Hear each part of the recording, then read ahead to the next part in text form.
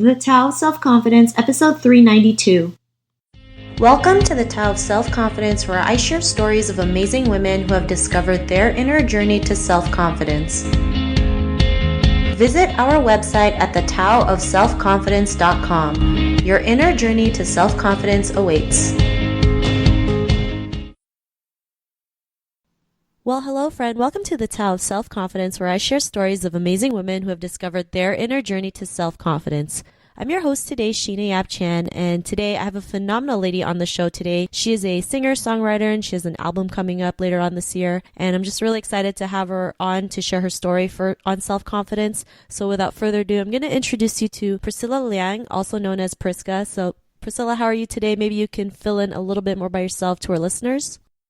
Hi, Sheena. How's it going? It's great to be on the show. I'm super excited. Yeah, it's been quite a journey to get to where I'm at today in terms of, being very comfortable with who I am and, comfortable with the music that I'm doing. Obviously, I have a lot of insecurities that still crop up, but I think I'm much happier with where I am today than I was maybe like 5 or 10 years ago. Awesome. Well, thanks for sharing that. And Priscilla, what's your cultural background? I'm Taiwanese American. Both my parents were born and raised in Taiwan and then came across to the US. My dad in his mid-20s and my mom in her late teens. Thanks for sharing that. And what would be your favorite self-confidence quote? So I don't know that I have like a good Oprah ready quote or anything, but I think one of the things, one of the concepts that I've lived with and that has helped me a lot is, just before you go into any room, take a minute to gather yourself and try to be as much you as possible, when you go in. And I think it takes me a second to gather myself because when I just go in, I'm such a people pleaser. I'm going to try to be anything and everything that people want me to be. But I've found that if you just take a minute, you just take a moment to just kind of center yourself and remember who you are, and then just go into that room being exactly who you are and as much as who you are as you can be. I found that to be a really helpful kind of mantra. Awesome. Well, thanks for sharing that mantra. I think it's great too. I mean, we all go through, right? We all want to be the best and kind of impress everyone, not realizing we can just be ourselves and people will love us either way. So I really love that you mentioned that. And well, I think what I found is the more you're yourself, the more people are at ease with you, because I think the more you're trying to be something or be someone, people can feel the edges of that artifice no matter how good you are at it, and I think I went through this frustrating process of in my head, I was I'm trying to be everything you want me to be. I don't understand why I'm still not being accepted. But it's kind of you have to take the opposite approach. You know what I mean? Yeah, I totally agree with you. So thanks for sharing that. And Priscilla, in your own words, how would you define self-confidence? Self-confidence, in my own words, I would say that it's just being at peace with yourself, where things like external forces can't really rock that boat, that you're at this great equilibrium, at this good balance, where you are just happy and at peace with who you are.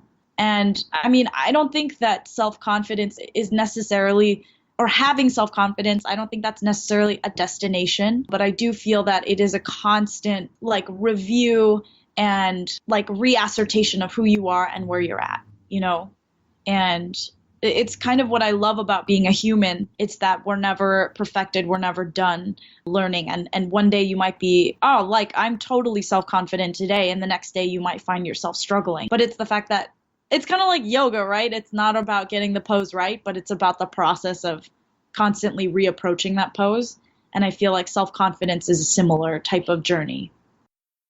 Thanks for sharing that, Priscilla. And I totally agree with you when it comes to self-confidence. It's this forever journey that we go through because we're always going to go through different, obstacles, face, different things that will help us prepare it and kind of overcome it and helps us become stronger and more confident in the process. So thanks for sharing that. And what was your life like before your discovery of self-confidence? Oh man, Sheena, I was definitely crippled by insecurity. I think I was just so nervous and so anxious that I wasn't going to be liked. I grew up in junior high and elementary school. I was bullied for a number of years. And I think that just messes with your self-worth. It messes with whether, you'll ever be accepted by your peers. And my automatic assumption was that people were not going to accept me and that people were not going to like me and that I had to work really hard and be someone really different in order to be liked. And I think those were all lies that kind of piled up over years of being bullied, which was, I think even now I'm still unlearning a lot of those things. And so I would say that in college, even when I really started to make healthy friendships and really develop my persona and my personality, it was still such a struggle to kind of mediate these two sides of myself. One side who was learning to love myself and the other side who was still like really believing all those lies of self-hatred. So I feel really fortunate for that whole journey. It was tough in a lot of ways, but I'm appreciative of where it's brought me now, and I'm appreciative of how it's allowed me to relate to different people as well. Thanks for sharing that, Priscilla. And I think that's something we all go through, right? You know, the insecurity, especially growing up in an Asian household. It's like we're just told what to do. We have to make everyone else happy, even if it means sacrificing ourselves. And, you know, in the end, that really hurts us because then we go through all these insecurities, you know, these thoughts like, are people going to like me or not like me? What happens if they don't like me? You know, what happens if they make fun of me or laugh at me for certain things? And you know, it really does kind of, you know, hurt us in the end. And what was that point in your life when you realized you can come out of that and be the person that you are today? What was that aha moment? I think for me, it was just kind of realizing that I'm okay just the way I am. And I think it took, for me, it was going abroad to study. And so I went to Cambridge, maybe after my second year of college, and I got to go and study like film theory there. And it was just like an awesome experience, mostly because I think like when I'd gone to college, I had changed and grown a lot and learned a lot, but I hadn't really changed my environment very much at that point. So going abroad and going somewhere different and then just finding that people were taking a liking to me just because of me being who I am was huge. You know, I was brutally made fun of all throughout junior high, and throughout high school I had a really hard time making any girlfriends whatsoever because I had a tough time trusting girls, and I think I just didn't know how to relate to people very well at the time. But you know, growing up a little bit, going through college and learning a lot of like just kind of interpersonal skills too. Once I went to Cambridge, I was able to kind of just be myself and feel very confident in that and understand that like, hey, I'm not such a terrible person to spend time with. You know, I'm not the worst. So it helped a lot in just like building my confidence. And when I came back, I kind of understood a little bit more of like who I was, and I didn't shy away from it as much. Thanks for sharing that. And, you know, it's great that you're able to learn that, you know, just being yourself is actually, that's all you needed to do. Like learn to be who you are and have people realize like, you know, people will come to you, or you'll attract the right people into your life because they just love, you know, your persona, your energy, your vibe, because, you know, you're not trying to be somebody else. You're just trying to be, you're just you, right? You're just your authentic, raw self. And people love that more than just, you know, putting a mask on and pretending to be somebody that you're not. And, you know, because of this realization, what's your life been like now? You know, it took a really long time from that aha moment, you know, point in time. I struggled a lot in like my friendships, in how I was on stage as a singer. I struggled a lot with self-image, and even in relationships. I was definitely in a relationship where he treated me poorly, but I didn't even recognize that he was treating me poorly because I personally had such a low view of myself. And so that was kind of a pretty sobering realization. So I think it came off in layers after the, you know, quote unquote aha moment. But I think now, you know, I'm in my late 20s now. I think that I just feel like, you know, if someone doesn't like me, that's fine. That's, you know, that's okay. I'm just living my life. I'm enjoying it. And I keep people close to me that know who I really am and who are genuine and accept me for exactly who I am. And if I have to put on a show or put on airs, you know, in front of people that I'm close to, then I recognize that as problematic really quickly. So I think, you know, a big part is learning to accept yourself. And I think it happens over time. It happens in layers. And there are days where it's still a struggle, but it's also then, you know, keeping people around you that keep you accountable for that and accept you for who you are. So you're not feeling this pressure to be somebody different around them. And I think it's easier in adulthood just because you really get to choose the people that you spend time with. I think sometimes in school it can be really tough because you're kind of thrown together with a lot of different people. And, people can influence you in different ways, whether you invite that or not. So I found it very helpful to kind of have a little bit more say in terms of who I allow to speak into my life and who I allow to influence me in that way.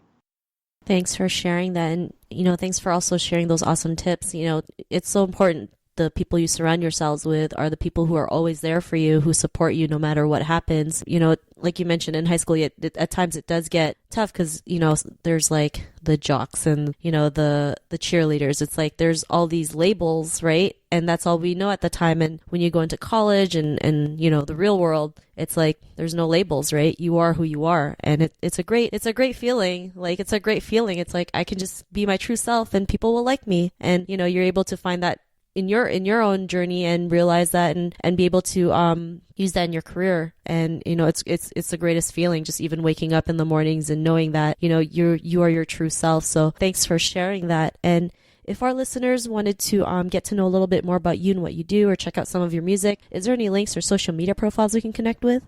Sure, yeah, you guys can come find me on Instagram or Facebook or Twitter. I'm probably the most active on Facebook and Instagram. I'm at Priska Music, so that's PriskaMusik. Come find me. I'm a really avid liker. I love starting just relationships with friends on social media. So please come and find me.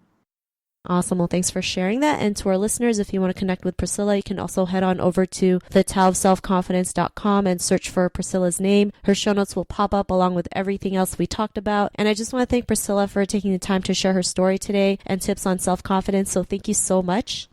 Absolutely. Thanks so much for having me. This was really fun. Not a problem. It was an honor having you on the show. And to our listeners, be on the lookout for another new episode of another amazing woman's journey to self-confidence. And we'll talk to you soon. Bye for now. Thank you for tuning in to another amazing episode of The Tao of Self-Confidence. Visit our website at thetaoofselfconfidence.com to check out cool resources, blog articles, show recaps, and so much more. Your inner journey to self-confidence awaits.